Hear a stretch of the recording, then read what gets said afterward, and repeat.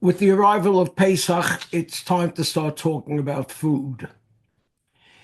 In the past, as Pesach arrived, I oftentimes found myself talking about foods that we now can eat on Pesach that our forefathers never could have imagined. Kosher Pesach pizza, that I can understand. I assumed it was to celebrate the exodus of the Jews from Sicily. But now we live in the age of kosher Pesach, crispy-O's, frosty flakes, griddle cakes, potato chips, bazooka bubble gum, pina colada macaroons. What a country. But this year I can't help but focus on one thing on Pesach that we've always had available. A food that in some ways has always been available since the dawn of creation. And yet this year, everyone's talking about it because it's so expensive. Of course, I'm talking about eggs. Can you believe that the United States of America is now importing eggs from Turkey and South Korea? They are so expensive and hard to get. But we have to get them for Pesach. They play an important role at the Pesach Seder. We always have them on the Seder plate, and we eat them without any pomp and circumstances during this Seder. Why an egg? All sorts of explanations are given. The most basic one is already mentioned in the Mishnah. In addition to the Korban Pesach, the Paschal lamb that was brought for Pesach, there was an offering called the Korban Chagiga, the festival sacrifice. The shank bone reminds us of the Paschal lamb, the egg of the festival sacrifice. And over the years, other explanations have been given. Some say the egg and shank bone correspond to the two messengers, Moshe and Aaron, that God had sent. Others say in Aramaic, an egg is called Beah, which also means pray or please, so that the food is a form of prayer to God.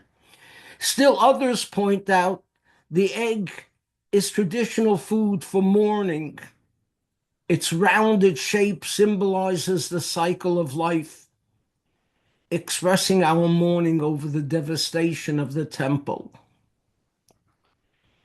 Still others add to this by pointing out that a symbol of mourning is appropriate the night of the Seder, as the first day of Pesach always falls on the same day of the week as Tisha B'Av.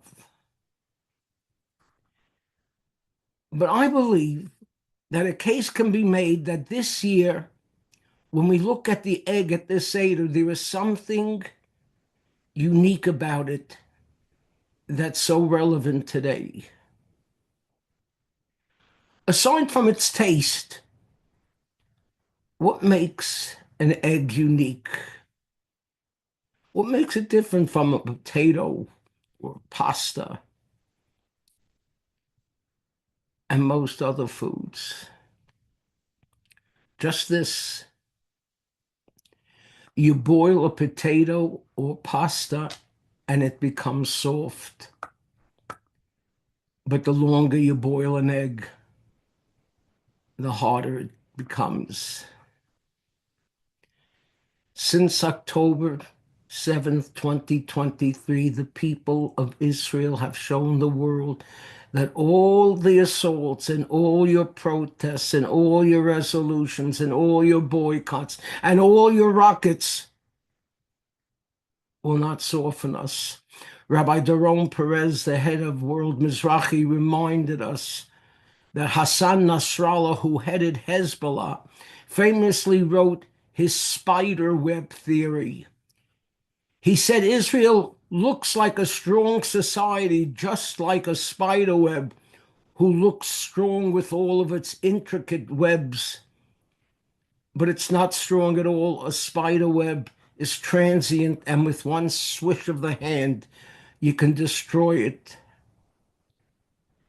And so to the people of Israel, they look strong, but are divided from within and weak. Was Nasrallah wrong? We are not like the spider web. The people of Israel are like an egg. The hotter things get, the stronger and harder to defeat. Look at what Israel has gone through. As someone put it, Israel's the only country in the world whose citizens can be subjected to daily attacks from hostile forces who live right next to you. You think it's normal to drive a car and consider that someone might shoot you, stone you, or toss a Molotov cocktail in your way?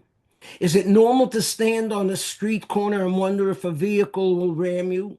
Is it normal to walk on the sidewalk and speculate whether someone will stab you? Is it normal to sit in a cafe or a bus and contemplate whether someone has placed a bomb there? And is it normal to be the recipients of enemy rockets and missiles on a regular basis? There are no words to fully describe what Israel has been through since October 7th. I don't know how they do it. One day you can be working in your bank, and the next day you're in uniform in Gaza. One day your father sleeps at home. The next day he's gone, and you're not sure when he's coming back. One day all is normal. The next day it's your grandmother who's taking care of you. Your parents have been called up. Can you imagine living like this? Unbelievable. Remarkable. In Israel, this generation, Generation Z, had often been criticized for being superficial and shallow, misinformed, social media obsessed. In Israel, people doubted that they had the same warrior spirits of Israel's founders and builders. After October 7th, we learned we were wrong.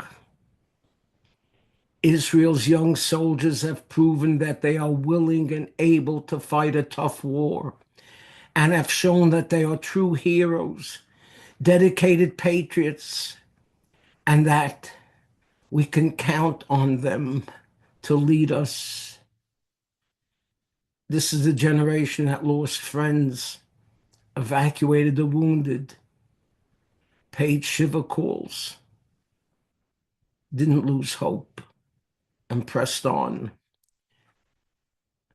And you know what else? They kept having babies.